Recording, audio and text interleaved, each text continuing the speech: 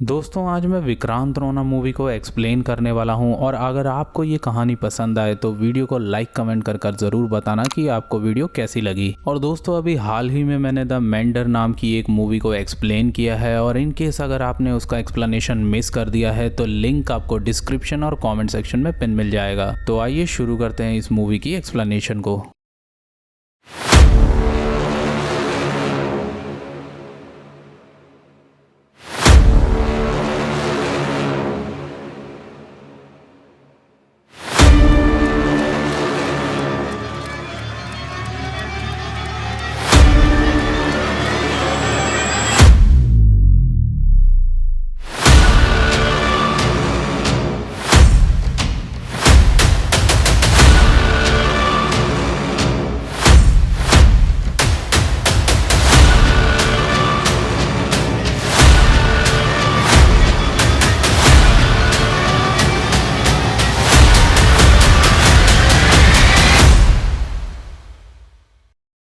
तो कहानी की शुरुआत में हम कुछ बच्चों को देखते हैं जिनके पास एक बुक होती है और उस बुक का नाम द लेजेंड ऑफ ब्रह्म राक्षस होता है। अब यहाँ पर वो लड़की ब्रह्म राक्षस की स्टोरी सुनाती है। इसके बाद ये सीन यहाँ पर चेंज होता है और हम एक कार को देखते हैं जिसमें एक औरत और उसकी बच्ची होती है। वो कार एक जंगल वाले इलाके से होते हुए जा रही होती है और वो लेडी कमरट्टू विलेज में जा रही होती है। अब यहाँ पर ये कमरट्टू गाँव कर्नाटका में होता है और यहाँ पर उस बच्ची ने जोकर मास्क पहना हुआ होता है। खैर आगे जाने पर उनकी गाड़ी से एक जानवर टकरा जाता है और ये देखकर वो लेडी कार रोक देती है, जिसके बाद वो उसकी बेटी को गाड़ी में ही रुकने को कहती है और खुद बाहर जाकर सर्च करने लगती है। यहाँ पर बारिश बहुत ही ज्यादा तेज हो रही थी और वो लेडी एक लड़की की लाश को देखती है जो कि पेड़ से लटकी हुई थी। उस लड़की की लाश को देखने के बाद वो लेडी अपनी गाड़ी की तरफ भागती है जहाँ पर वो पाती है कि उसकी बेटी कार में नहीं होती। इसके बाद वो उसे ढूंढते हुए जंगल की तरफ आती है और जहाँ पर वो उसकी बेटी को किसी और के हाथों में देखती है और सामने खड़ा हुआ शख्स दिखने में बहुत ही ज्यादा क्रीपी लग रहा था। इसके बाद ये सीन यहाँ से चेंज होता है और हम वहीं की एक टैक्सी को देखते हैं। यहाँ पर उस टैक्सी ड्राइवर का नाम फकरू होता है और वो वहीं का लोकल होता है। यहाँ फकरू कुछ लोगों को कमरट्टू विलेज में ले जा रहा होता है और उसकी टैक्सी में विश्वनाथ और उसकी पत्नी और उसके 2 बच्चे होते हैं और यहाँ पर उन 2 बच्चों का नाम पन्ना और मुन्ना था।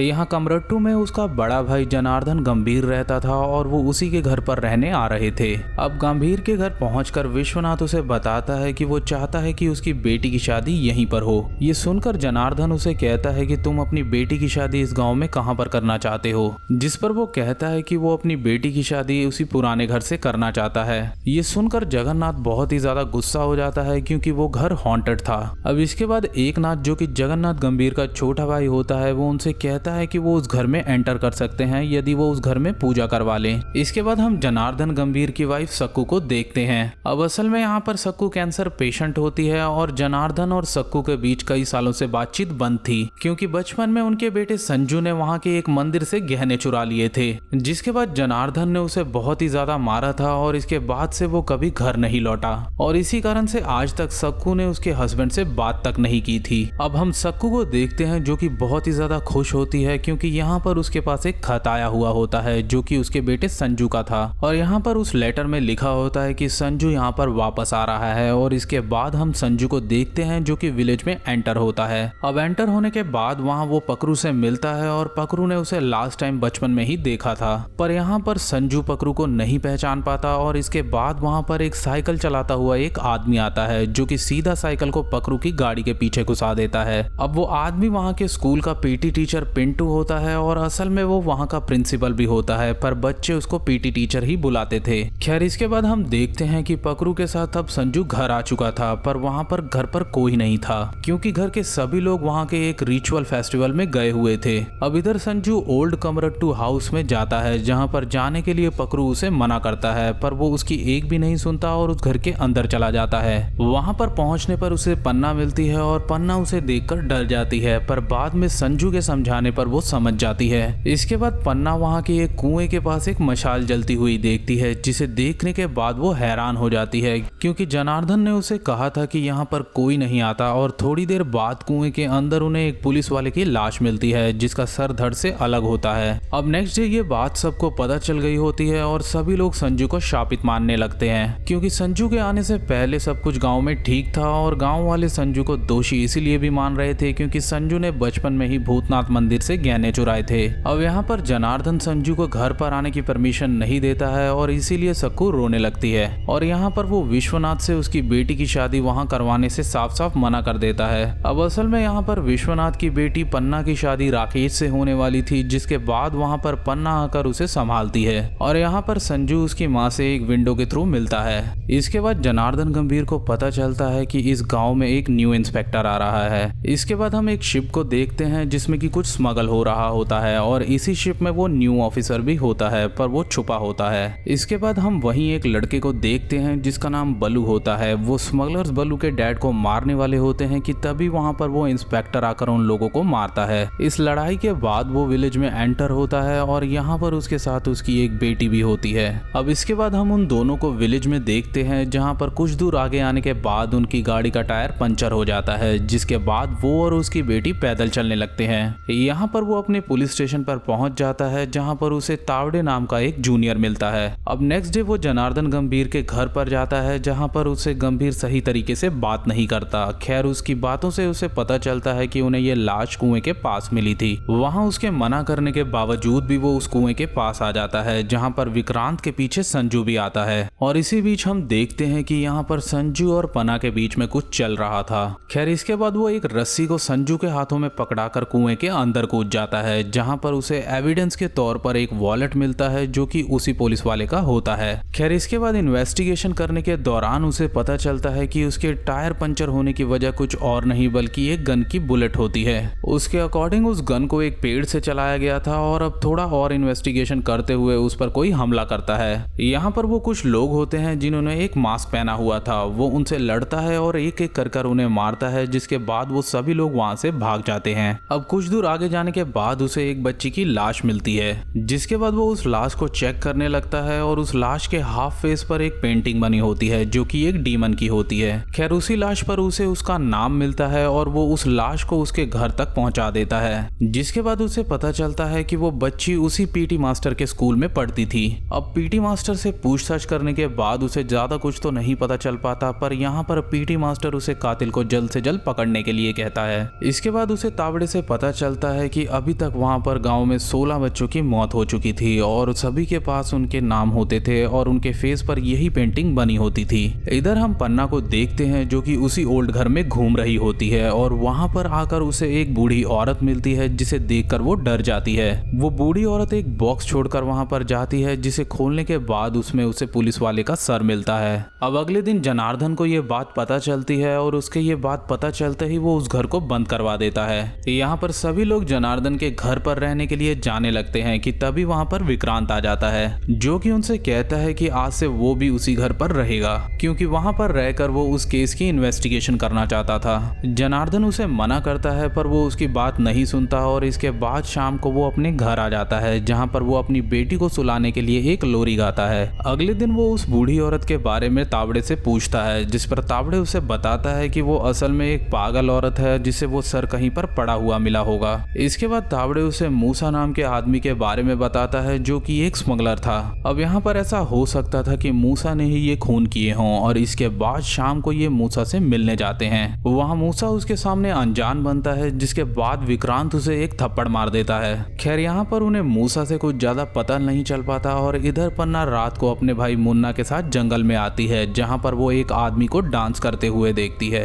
अब ये देखने के बाद वहाँ पर उसे एक लाश मिलती है और सुबह विक्रांत उस लाश को देखता है। अब यहाँ पर दोस्तों वो लाश किसी और की नहीं बल्कि बलू की होती है। इसके बाद पन्ना विक्रांत को सारी बातें बताती है और वो एक मंत्र के बारे में भी बताती है जिसको वो शैतान डांस करते हुए बोल रहा था। अब रात में पन्ना विक्रांत के घर संजू को लेकर जाती है क्योंकि यहाँ पर उन्हें अब तावड़े पर शक था और यहाँ पर यह शक उन्हें इसलिए था क्योंकि उस रात उन्होंने तावड़े को जंगल में देखा था। अब यहाँ पर वो दोनों विक्रांत को देखते हैं जिसने वही शैतान वाला भेष बनाया हुआ था और वो उसी इनकेंटेशन के साथ वो रिचुअल कर रहा था। ये देखकर उन दोनों की हालत खराब हो जाती है और वो दोनों वहाँ वहां से निकल जाते हैं और अब उन्हें पता चल गया था कि इन सब मर्डर्स के पीछे कोई और नहीं बल्कि विक्रांत खुद था। अब इसके बाद पन्ना और संजू दोनों ही गांव के पुराने बाबा के पास जाते हैं। वहां वो बाबा 28 साल पुरानी उन्हें बातें बताता है, जिसमें एक निट्टोनी नाम का आदमी था जो कि अपनी वाइफ और 3 बच्चों के साथ रहता था। यहाँ पर उसके 2 बेटे थे और एक छोटी बेटी थी और वो लोग काफी गरीब थे और एक झोंपड़े में रहा करते थे। निटोनी यहाँ पर भूतनाथ मंदिर की चौकीदारी करता था और यहाँ पर एक दिन निटोनी के पास वहीं के स्कूल का एक प्रिंसिपल आता है, जो कि निटोनी को उसके दोनों बेटों को स्कूल भेजने के लिए कहता है। पर यहाँ पर उन दोनों के स्कूल जाने के दौरान वहाँ के बड़े घर के बच्चे उन्हें बुली करने लगते थे। अब एक दिन संजू, जो कि बुरी संगत में था, उसने उस मंदिर के सभी गहने चुरा लिए थे और यहाँ पर गहने चुराने का सारा इल्जाम नोतिनी पर लग गया, जिसके बाद सभी गाँव वाले उसे मारने आए। इसी बीच उन्होंने उसके झोंपड़े में भी आग लगा दी और उसके बाद वो दोनों भाई अपनी छोटी बहन को लेकर जंगल की तरफ भागते हैं। इधर इसी बीच वो बुली बच्चे आकर उन दोनों भाइयों के पीछे लग जाते हैं, जिसके बाद उन बुली बच्चों को उसका बड़ा भाई संभालता है और यहाँ पर उसका छोटा भाई उसकी छोटी बहन को बचाने के लिए उसे कुएं में रस्सी की मदद से उतारता है। पर उन बच्चों के धक्का देने के बाद उसकी बहन कुएं में गिरकर मर जाती है। अब इसके बाद वो सभी बुली बच्चे भी मारे जाते हैं। इस इंसिडेंट के बाद से ही नोतिनी की फैमिली ने सुसाइड कर लिया था, पर उसका बड़ा भाई अभी भी जिंदा था, पर वो कहां पर था इसके बारे में किसी को नहीं पता। और उस दिन के बाद से ही गांव को श्राप था, जिसका हाथ उनकी फैमिली को मारने में था उनका आखिरी अंश भी मारा जाएगा। और उसके बाद से ही इस गांव में मर्डर्स का सिलसिला चालू हो गया। अब सीन यहाँ से चेंज होता है और हम विक्रांत को देखते हैं, जो कि मूसा को लेने आया था। अब असल में मूसा ने ही उस पुलिस वाले का मर्डर करवाया था, लेकिन उन बच्चियों के मर्डर में मूसा का कोई हाथ नहीं था। खैर, विक्रांत उसके सभी आदमियों को मारता है और ये सीन फिल्म का सबसे बेस्ट फाइट सीन होता है। इसके बाद वो लोग मूसा को पकड़कर जंगल में ले जाते हैं। अब वहाँ वो उस पर वही पेंट कर उसे चारा बनाते हैं और उस पर दूर से नजर रखते हैं, पर उसकी नजर हटते ही वो आकर उन्हें मारकर चला जाता है। जिसके बाद दूसरे दिन वो पीटी टीचर के पास जाता है, क्योंकि उसके घर से उसे स्मगलिंग का सामान मिला था और यहाँ पर उसे शक था कि उसमें से कोई तो मूसा का पार्टनर था और उसी ने मूसा को मरवाया है ताकि उसके बारे में किसी को पता ना चल सके। यहाँ पीटी टीचर उसे कहता है कि वो तो बस यहाँ का टीचर है और ये स्कूल गंभीर का है। खैर, अब नेक्स्ट सीन में हम संजू को देखते हैं, जिसे आकर विक्रांत मारने लगता है। अब यहाँ पर पन्ना उसे रोकते हुए कहती है कि वो उसे क्यों मार रहा है और उसे पता है कि वो ब्रह्म राक्षस बनकर सभी को मार रहा है, क्योंकि उन्होंने कल रात उसे उसी भेस में देखा था। इस बात को सुनकर विक्रांत उन्हें कहता है कि उसने ये भेस जानबूझकर बनाया था, क्योंकि वो इन्वेस्टिगेशन करते हुए क्रिमिनल की तरह सोच रहा था। इसके बाद वो संजू को मारने का असली रीजन बताता है और कहता है कि ये संजू नहीं है। अब यहाँ पर संजू बताता है कि वो संजू नहीं बल्कि असल में उसका दोस्त है। जब संजू ने उसकी माँ को टेलीग्राम भेजा था तो उसके बाद ही उसका एक्सीडेंट हो गया था, जिसमें वो मर गया। पर उसकी माँ को मिलने के लिए वो बहुत ही ज्यादा एक्साइटेड था, इसीलिए उसने संजू की जगह ली ताकि वो उसकी माँ से मिल सके। अब यहाँ उसकी बातों को जनार्दन भी सुन लेता है, जिसे सुनकर वो रोने लगता है और उसे गले लगा लेता है, क्योंकि यहाँ पर जनार्दन को भी अपनी पत्नी की फिक्र थी और अगर उसे पता चल जाता कि संजू मर गया है तो वो पूरी तरह से टूट जाती। इसीलिए वो उसे संजू के रूप में अपने घर पर ले आता है। इसके बाद उसकी माँ उसे गले मिलकर रोती है और अब गांव में राकेश आया हुआ होता है, जो कि पन्ना का फियांसी था। पन्ना इस बात से बहुत ही ज्यादा दुखी थी, क्योंकि वो संजू यानी कि संजू के दोस्त से बहुत ही ज्यादा प्यार करती थी और यहाँ पर संजू उसे कुछ सिंपैथी भी देता है। खैर, इसके बाद विक्रांत गंभीर के घर आता है और वो सभी को बताता है कि खूनी उन्हीं लोगों में से कोई एक है, जो कि अभी भी उनके घर पर रह रहा है और वो मूसा से कनेक्टेड है। अब यहाँ पर उसकी बातों को सुनकर जनार्दन चिल्लाने लगता है कि तभी उसे दौरा पड़ता है और वो वहीं पर गिर जाता है। यहाँ जनार्दन उन्हें ये कहता है कि वो सब कुछ उसकी गलती है, क्योंकि उसी की वजह से नितोनी की फैमिली ने आत्महत्या की थी। यहाँ वो खुद को दोषी इसलिए मान रहा था क्योंकि गहने चोरी उसके बेटे संजू ने किए थे, पर उसने बिना सोचे समझे नितोनी की फैमिली पर इल्जाम लगा दिया, जिससे कि ये सब हो गया। अब इसके बाद विक्रांत अपने थाने में होता है, जहाँ पर पन्ना आकर उसे सब कुछ बताती है, जो कि उसने बाबा से सुना था। अब यहाँ विक्रांत को पता चल गया था कि नितोनी का पूरा परिवार मारा गया था, पर उसके बड़े बेटे की लाश उन्हें नहीं मिली, जिसका साफ साफ मतलब ये था कि वो आज भी जिंदा है। अब इसके बाद वो स्कूल के पुराने रिकॉर्ड्स को चेक करता है, जिसमें उसे एक पिक्चर मिलती है और वो पिक्चर माधव के क्लासमेट की थी। अब यहाँ पर उसके क्लासमेट्स बड़े हो गए थे और अगर यहाँ पर माधव किलर है तो वो सिर्फ अपने क्लास वालों से ही बदला ले रहा था, जो कि उसकी फैमिली के मौत के जिम्मेदार थे, और माधव उन लोगों से बदला लेने के लिए उसके दुश्मनों के बेटे बेटियों को ही मार रहा था। अब इधर हम पन्ना और मुन्ना को देखते हैं जिन पर वो बूढ़ी औरत अटैक कर देती है, क्योंकि पन्ना और मुन्ना यहाँ पर उन्हीं फैमिली में से होते हैं जो कि नौतीनी की परिवार वालों की मौत के जिम्मेदार थे। इधर हम देखते हैं कि विक्रांत पिंटो के घर आया हुआ था और यहाँ पर वो पिंटो से किसी ओल्ड टीचर के बारे में पूछताछ करता है। उसके कहने पर पिंटो अपने घर के दूसरे रूम में जाता है कुछ इन्फॉर्मेशन लेने के लिए। खैर अब यहाँ पर विक्रांत को पता चलता है कि पिंटो ही माधव है, क्योंकि पिंटो और माधव के चेस्ट पर सेम निशान होते हैं और कुछ और भी पॉइंट्स यहाँ पर होते हैं जिससे ये साबित हो जाता है कि पिंटो ही माधव है। ये पता लगता ही वो पिंटो के पीछे जाता है, पर पिंटो तब तक वहाँ से भाग गया था। अब यहाँ पर एक रास्ता होता है जो कि पकरू विक्रांत को बताता है कि ये रास्ता भूतनाथ मंदिर पर जाता है, लेकिन वो उसे यहाँ पर नदी के रास्ते पर वहाँ पर पहुँचा सकता है। जिसके बाद पकरू की नाव में बैठकर वो उस मंदिर की ओर जाते हैं। अब यहाँ पर विक्रांत के साथ उसकी बेटी भी होती है जो कि उसे बार बार पलट जाने के लिए कहती है, लेकिन यहाँ पर विक्रांत उसकी एक भी नहीं सुनता और मंदिर में जाता है। आगे बढ़कर वो देखता है कि वहाँ पर जिस जिसका खून हुआ होता है उन सभी के नाम और कपड़े वहीं पर होते हैं। अब आगे बढ़ने पर उसकी बेटी वहाँ पर रोने लगती है और वो उसे कहती है कि चलो पापा,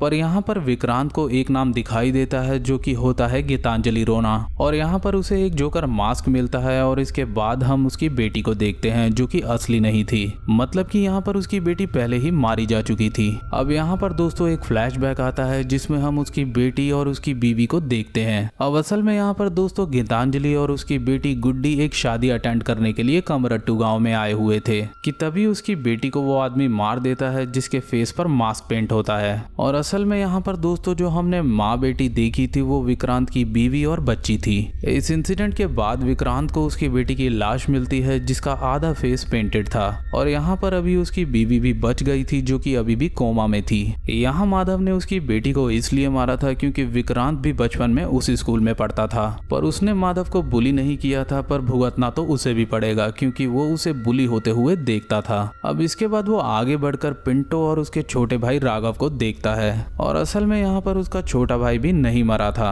और उसका छोटा भाई कोई और नहीं बल्कि संजू का दोस्त था। अब यहाँ पर हमें एक और फ्लैशबैक दिखाया जाता है जहाँ पर हम देखते हैं कि बाद में संजू माधव और राघव के पास आया था। माधव ने उसके हाथों में वो जेवर का बॉक्स देखा, जिसके बाद उन्होंने गुस्से में आकर संजू को वहीं पर मार दिया क्योंकि उसकी वजह से आज उसकी फैमिली जिंदा नहीं थी। अब यहाँ पर पन्ना को भी मरना था क्योंकि उसके डैड विश्वनाथ भी उसी स्कूल में पढ़े थे। अब ये सब देखने के बाद विक्रांत को बहुत ही ज्यादा गुस्सा आ रहा होता है, इसीलिए वो उन दोनों से लड़ता है। अब यहाँ बहुत लंबी फाइट के बाद वो उन दोनों को बचा लेता है। इसके बाद गाँव का ये सालों पुराना केस सॉल्व हो जाता है और संजू की माँ को बस इतना ही पता होता है कि संजू अभी भी लंदन में है, और यहाँ पर वो विक्रांत को कहती है कि उसके बेटे संजू को खबर पहुंचा दी जाए कि वो उसे मिलने जल्दी आए। यहाँ पर विक्रांत सक्कू देवी को हाँ में उत्तर देता है और वहां से चला जाता है, और इसी के साथ ये मूवी यहीं पर खत्म हो जाती है। तो उम्मीद करता हूँ दोस्तों आप लोगों को ये एक्सप्लेनेशन पसंद आया हो। तो वीडियो पसंद आई हो तो वीडियो को लाइक कर दें, चैनल पे नए हैं तो चैनल को सब्सक्राइब कर नोटिफिकेशन को ऑल पे प्रेस करें ऐसी और भी वीडियोस पाने के लिए।